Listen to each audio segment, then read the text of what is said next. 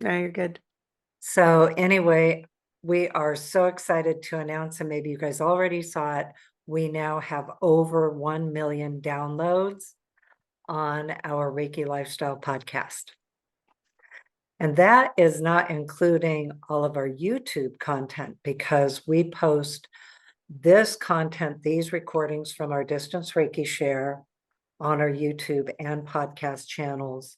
And we also post our podcast on our podcast and YouTube channels. So the over 1 million downloads is not including all the YouTube downloads too. So we're very excited about that. We started this called Reiki Chat years ago. But I think the analytics for over the million are even after that, once we changed to the Reiki Lifestyle Podcast and turned it into more of a consistency. We finally got to the place where we had the time and the ability to be consistent with it and how often we post. So with that said, sometimes there's confusion about that. So today is the Distance Reiki Share. We do that every Tuesday morning, 9:30 to 11 a.m. Pacific time. And we record it. And in that recording, we are going to have 2 different recordings that get posted on both YouTube and the podcast channel on Thursdays. So the 2 recordings that are posted, one is the discussion. So today, for instance, we are talking about Reiki and shamanism, the differences, and also how to combine them. We're going to talk about this all month, and a whole 4-part series of this discussion. So those discussions are always posted. And then we always do some type of a Reiki journey invocation that is for all of us, for healing, for empowerment, and using Reiki energy to just be a big part of our day in life. So anyway, we post those on Thursdays. Then on Mondays on the Reiki Lifestyle Podcast, typically we have guests. So 3 times out of the month, on a Monday, we will have a guest. And then we also post our Reiki Lifestyle Q&A, our distance. No, it's a webinar. Wait, I lost track of what I was saying. We do the Q&A monthly, Yes. and that just posted on the Monday after we do that live, and then we have guests every other week. Yes. Okay. Right. Anyway, Let's go ahead anything and else, get Robin, into. that we want to announce? Well, you have your Karuna class coming up in a couple of weeks. Yeah. You only 15. teach, you only teach that a couple of times a year. So if anybody's wanting to take Karuna, then definitely look into that. It's online and it's a little earlier than normal. So for those of you that are in later time zones, if you're wanting to, right, it ends at 5:30. Yes. Yeah. 8:30 a.m. to 5:30 p.m. Pacific time. So a lot of times we'll do that around the holidays and in the summer so that people can end earlier. Also, you are teaching Animal Reiki Master in person at Omega in September. Yes. So that's coming up as well. That's in Rhinebeck, New York. It's at the Omega Institute. All of these things, just go to our classes on our website. And then also, we are going to be at the Reiki retreat. So please come up and say hi to us. We love to see everybody that's a part of our community, but also just let us know where we know you from, because we do have a lot of different elements of our community and the classes and all the different places that we know you from, even if we've known you for years and years and years. Also, we look different on Zoom than we do in person. So that's the other part of that. It's like, I know you, but then we, even some of the people that we know the most, you might look different, a little different in person than we do on Zoom. So please come up and say hi to us. Also, I might get in trouble for this, but we are getting closer and closer to our merchandise line. So that's coming up probably in the next month. We always are careful about announcing deadlines because we are real life Reiki and have had deadlines after deadlines, and then we don't meet the deadlines and they extend. So just so you know, if you have that with projects that you do, know that's very normal. And you guys were all a part of our process for the website. So you are used to hearing us. It's almost there. And then it, isn't. But yeah, we're getting very, very close to it. So we're excited about that. And we'll let you know, of course, when that comes out.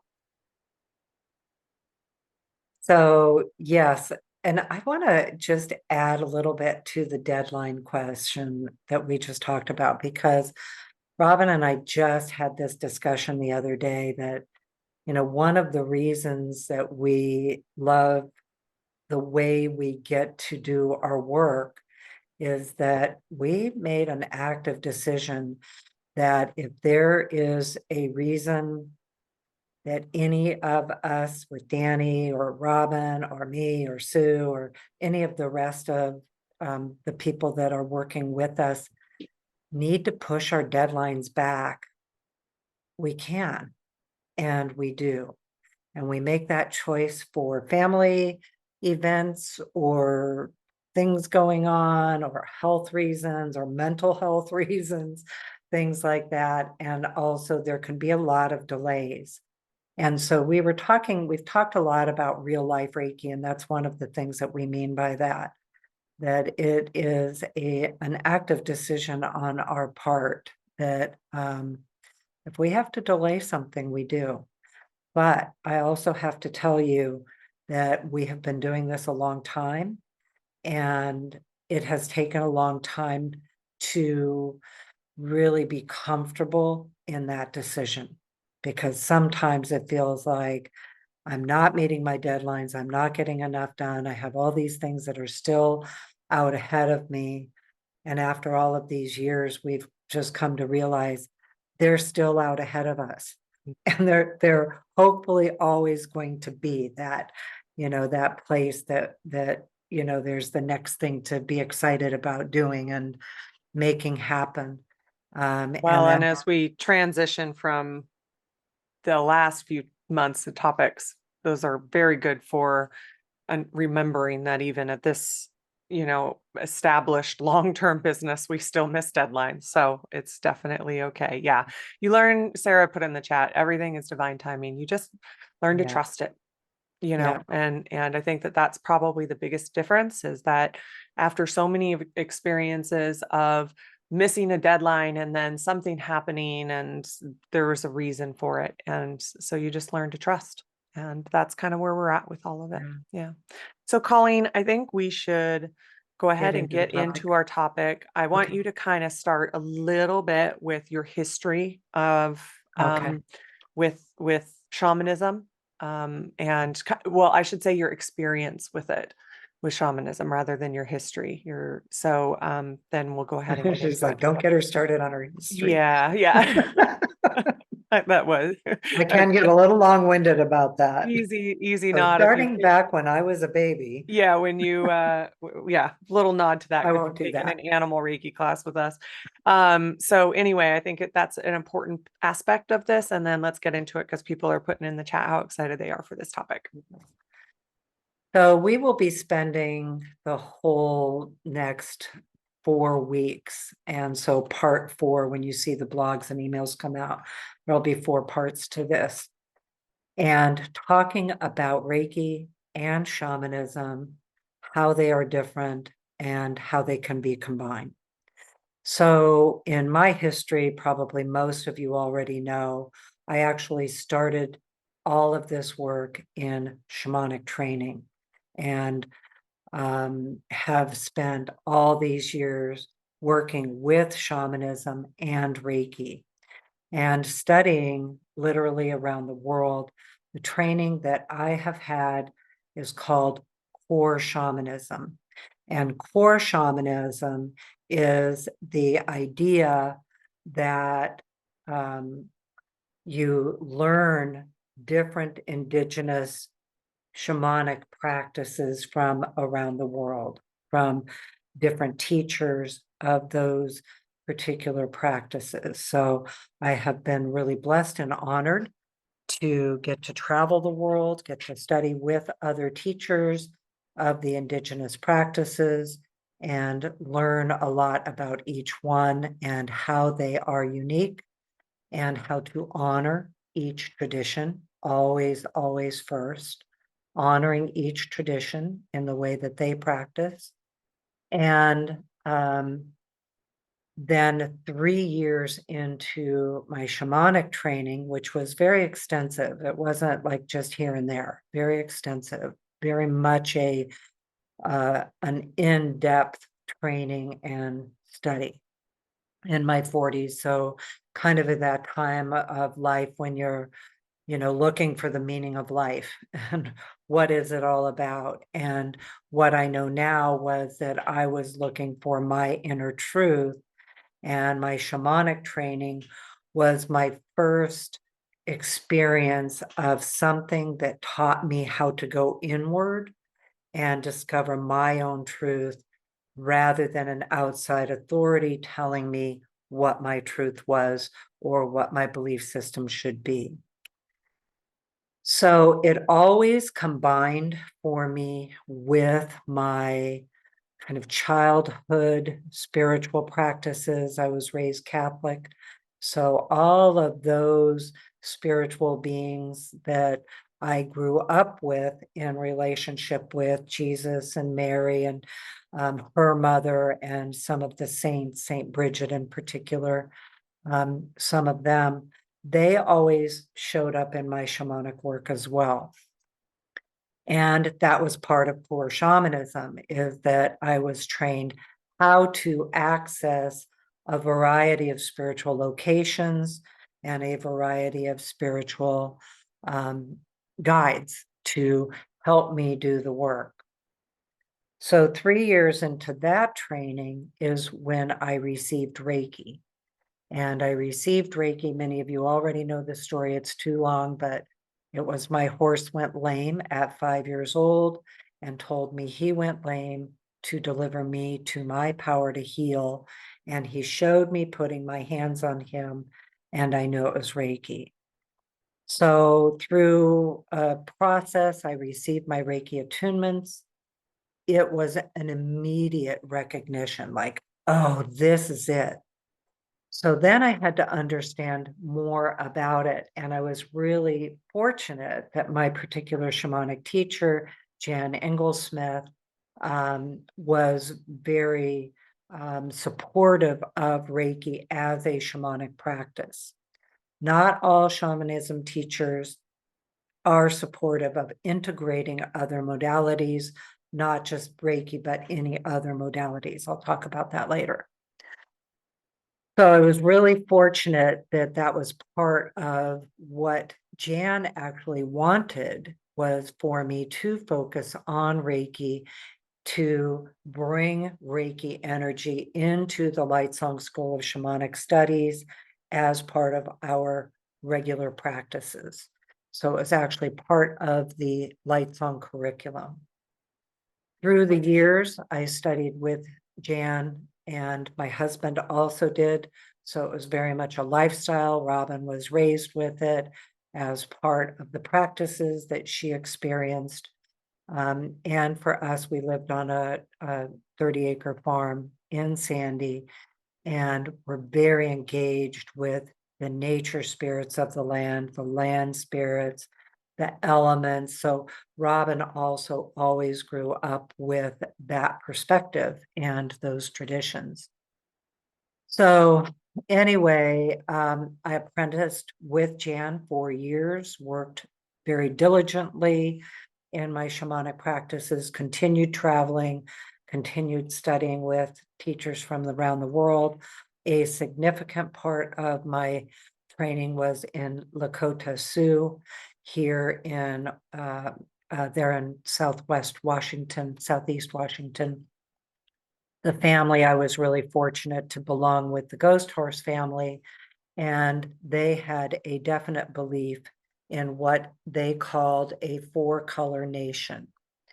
So their tradition was that people of all races and people of all kinds could come to their family traditions, practices, training, ceremonies, etc. And I was fortunate. Jan was very involved. Her brother Paul was one of the intercessors. Buck was one of her teachers. And so I was very, very fortunate to get to participate in those ceremonies, really learn the traditions. They welcomed me, and they also welcomed Reiki, which is, again, often unique. And in that case, they even invited me, one of the elders during a Sundance ceremony actually asked me to give him an attunement during the ceremony, which is, again, very unique. And so, in speaking of some of those experiences that I was fortunate to have, it's also something really important to know that you always honor the tradition that you are working in. So there were other shamanic communities that I was invited to study with, but they were very definite, do not bring Reiki energy into this ceremony. So that is not like a criticism of Reiki. It's that they are very specific about how they practice, the spiritual energies, the spirit guides they are working with, the spiritual locations they travel to. So in those cases, I never brought Reiki into the ceremony. However, I still, wherever I am, in whichever ceremony I'm in, I still always take care of my own energy.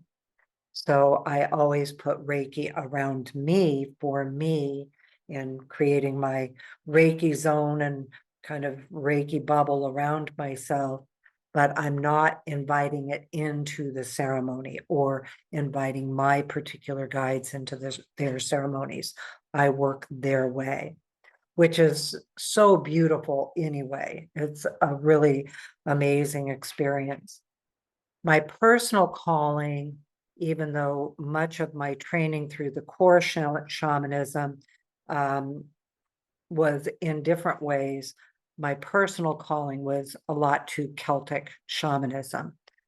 Colleen Patricia Carney was my birth name, and so very, very Celtic. My genetics, my past life memories, everything goes back into those realms. And I have a lot of memory of those traditions, like a lot of internal knowing of those traditions. And so part of that, for instance, is fairy doctoring and working with the nature spirits of the kind of Celtic traditions. So the first thing that I want to talk about is the differences, and then we'll also talk about the similarities. The differences is that both Reiki and shamanism are healing modalities. They may be spiritual healing modalities. I think the easiest thing, I have to kind of just like really let it channel through, because the easiest thing to understand is that all of these modalities, including other modalities than Reiki, other modalities than shamanism, have commonalities with them in that they are working with unseen energies, or unseen by most people, and they are working in what I call the spiritual realms to provide healing work and connection for us as people. At the same time, they have differences. So, for instance, in shamanism, when I am working in the Lakota traditions, I am working with the ancestors of the Lakota people, the ones who have agreed that they will work between the realms in the healing realms. I have had very specific guides that have come through the ancestor realms with them. I'm also working with their traditions, their techniques, and how they actually access those spirit guides, and then how those spirit guides do the work for the healing and the empowerment of the people. So those are all the different techniques.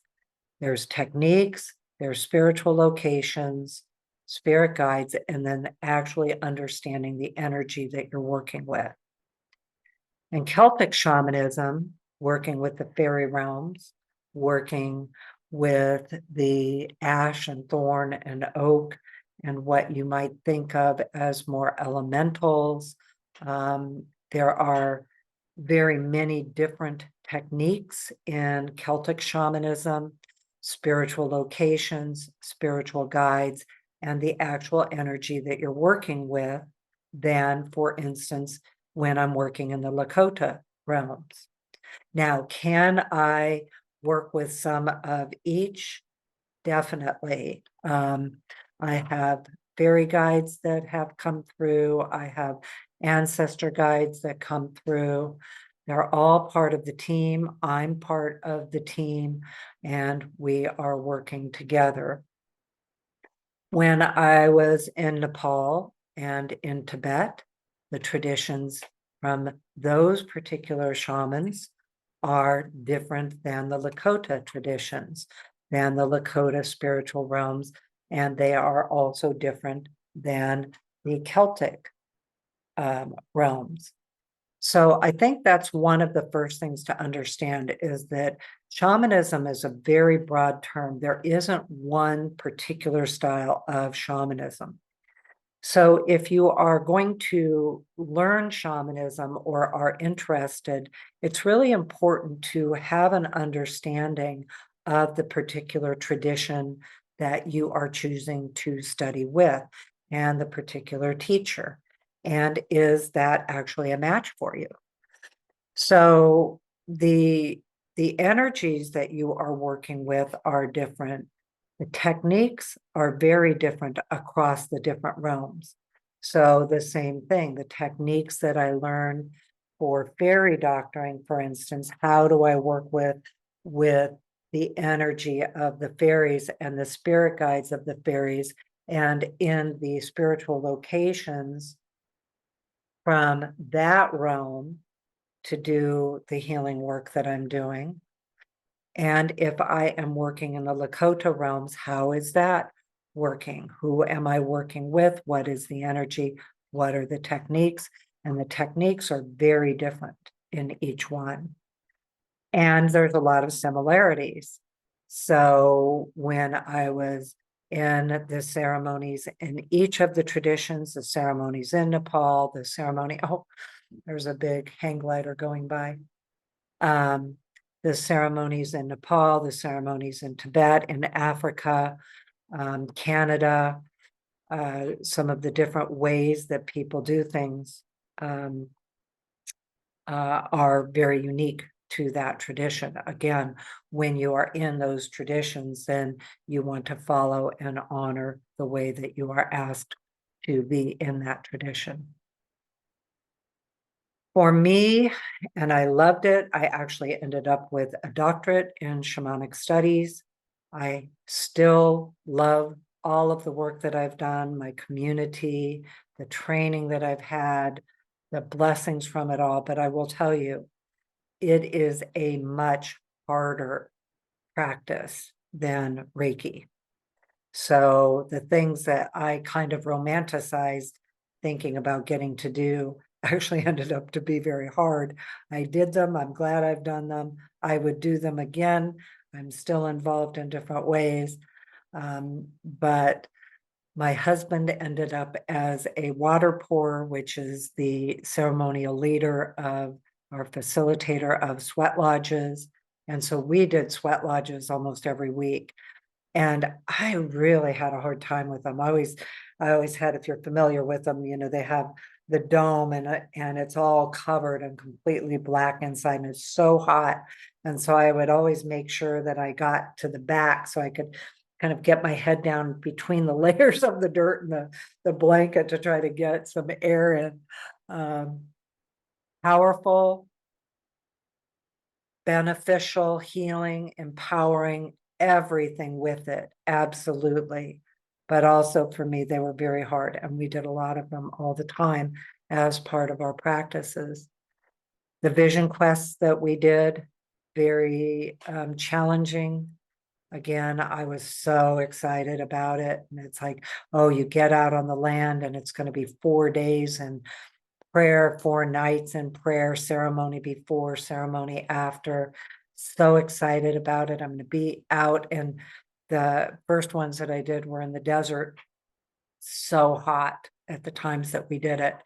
And then the second 2 that I did, I've done 4, were in a rainforest and really beautiful. So anyway,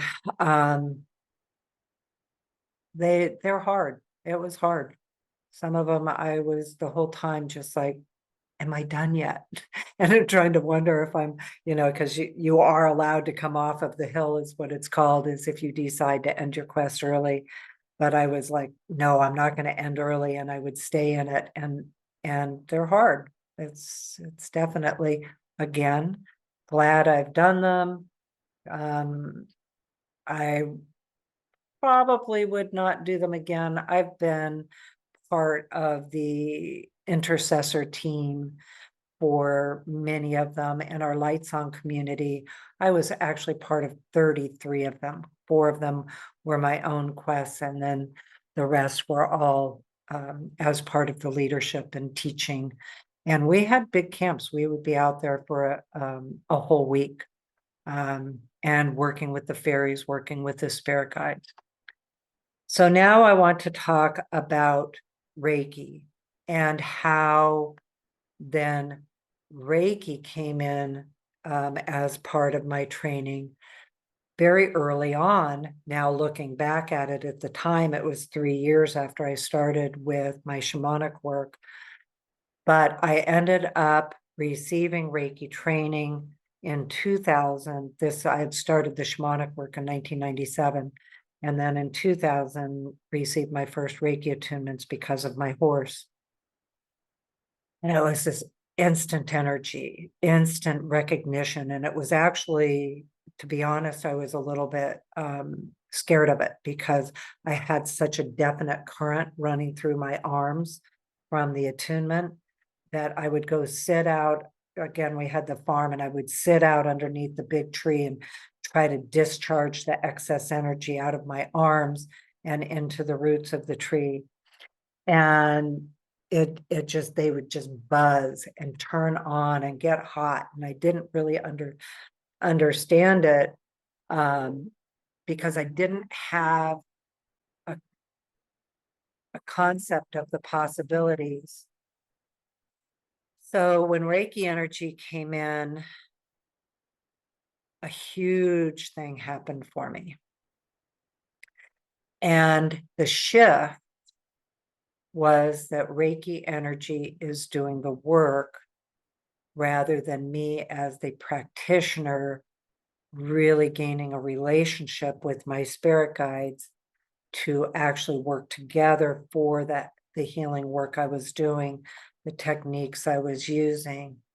When Reiki energy came in and I started integrating it into all of my shamanic techniques and practices, the Reiki energy was actually giving me a greater level of access to the guides that I was working with, and a greater level of kind of effectiveness in the way that the techniques were working, because Reiki energy was going in and doing the work, and I could observe what was somebody else's and what was mine. That was a huge shift for me, because as an overgiver back in those years, and I still love to give, but I was an overgiver. I always was using my own life force energy, and I was always that internal output. And so when Reiki energy came in and it started to do the work, it shifted everything and how I could do my work and actually wanting to do the work. Because at the time I received Reiki, it never occurred to me that I could work on people because my empathy was so powerful that if someone felt pain, I felt pain.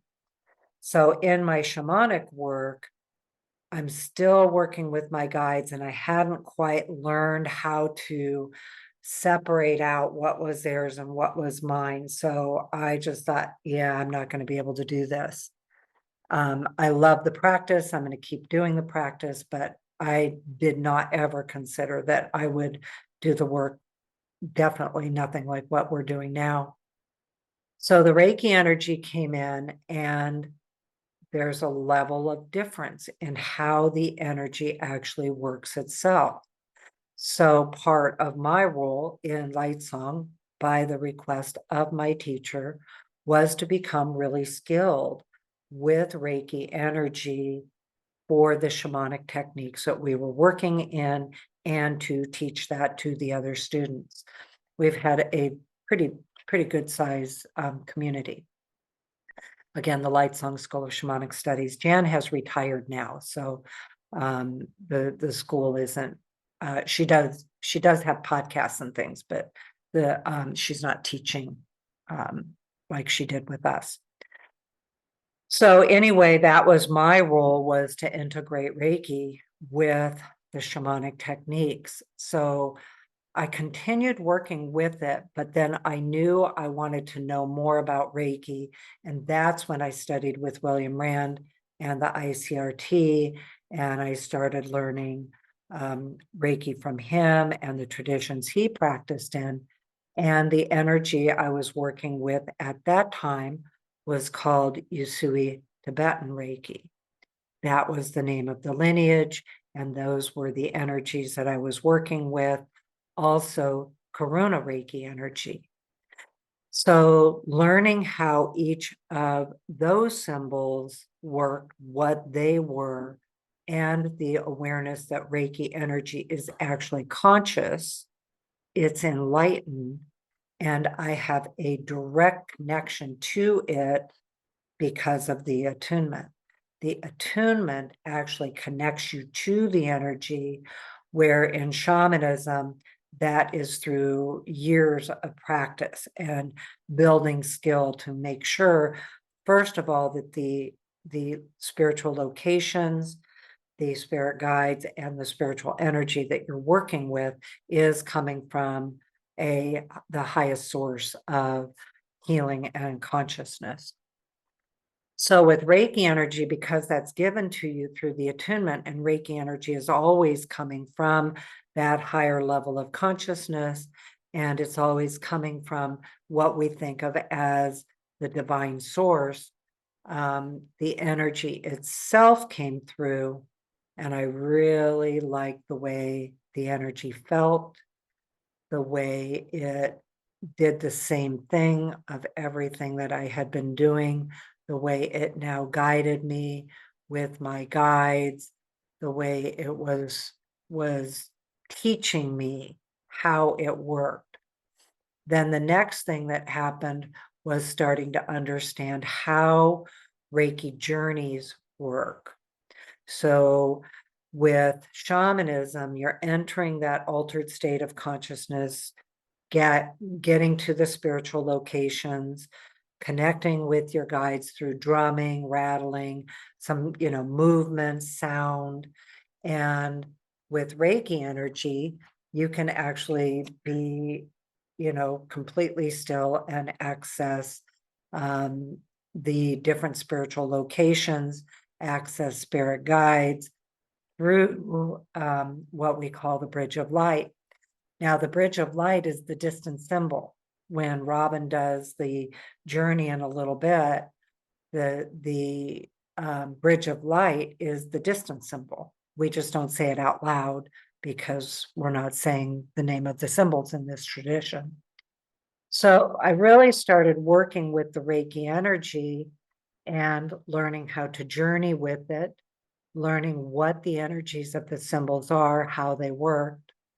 Now I'm going to fast forward through all of the years from 1997 to 2014, when William was received the Holy Fire energy I received it right then too, and started working with the Holy Fire Reiki energy.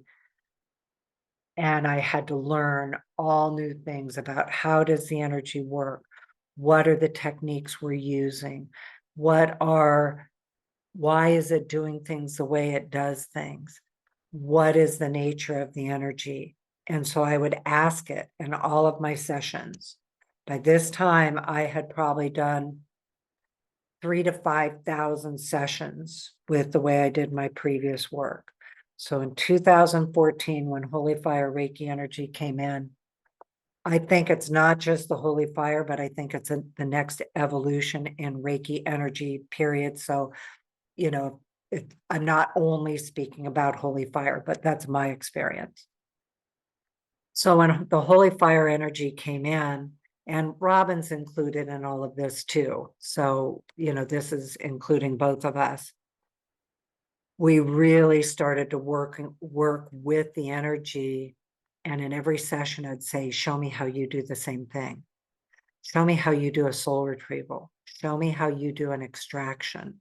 Show me how you empower this person. Show me how you heal the fragmented parts of them. Show me how you bring them back into the wholeness. So because I could tell they were different, the energy had a different feel to it. It had a different frequency to it. I'm not giving it any hierarchical better than. It was more that I knew I would be a leader in this, working with this energy, teaching it in the world, and I needed to know about it. So I asked the energy itself, which all of you can do. You can ask the Reiki energy to show you how this is working for you if you are combining other modalities with it. So then I started working with the Holy Fire energy and asking it, how do you do this same work? Where am I going? What are the locations? What are the spirit guides that I'm working with? What is the nature of the energy? And what are the techniques? So now, speaking of Reiki and the different lineages, is similar in that Reiki energy is taught in a variety of ways by different lineages. And there are different perspectives of what the energy is doing, how it's working, and the techniques that people use. Many people do not work with spirit guides. They do not do Reiki journeys. They're not combining it with shamanic techniques the way that we do. So any of you that have studied with us, or you are here regularly in the Distance Reiki Share or listening to our journeys on our YouTube channel, all of the work that we do is really a result of that question. Show me how you do the work. Show me how you're doing the same thing. Because I like the way the energy works. We both really like the techniques that we use. This is what we teach in our Next Step classes and our Explore the 12 Heavens classes. All of that is a combination of Reiki energy and shamanic techniques. The shamanic techniques is a bit of a euphemism because we are actually using Reiki energy, and Reiki energy showed us the techniques to use. So for instance, and we're going to go through this in the next month, like today's kind of an overview. And then, the next 3 weeks, we're going to go detailed into like understanding a Reiki journey and a shamanic journey. We're going to go into spirit guides, spiritual locations, and techniques. But we wanted to do an overview of it to begin with, so that you had a basic understanding. There's a lot of misunderstandings about what shamanism is in particular and how it works with Reiki, because there are so many varieties of shamanism and so many lineages of Reiki, and the energy that they're working with, the guides they're working with, how they do the work, what are the techniques. So that's what we're going to cover in this next month. This is what we teach in our next step classes. We have 3 one-year classes, level 1, 2, and 3, in which we start off with learning the Reiki journey techniques, how those work, what your intuition is, how to access your consciousness, and how to use the Reiki energies to do all the different things that you're doing. So that's what we want to talk about. And most of all, we want to help you understand how you can work with Reiki energy your way in the different practices that you have already learned. One of the things to know with Reiki, it will almost always complement other modalities. But other modalities do not always want you to bring Reiki in. So I haven't heard of anything that Reiki says, no, I won't work with that energy or that tradition. But there are many traditions that ask you to work only and strictly with their particular tradition. The same with some of the Reiki lineages. Many of the Reiki lineages have very specific techniques and ways of practicing that they are going to teach you with and show you those particular practices. For us, probably because our original kind of influence with all of this was core shamanism, and then happened to find the Reiki lineage with William Rand that teaches Reiki your way and how to integrate Reiki into your existing practices. So I think I feel kind of complete as an overview of what we're talking about. Robin, do you want to add anything, or do you want to go right into the journey? I think we'll go into the journey because we're getting pretty late. So Okay.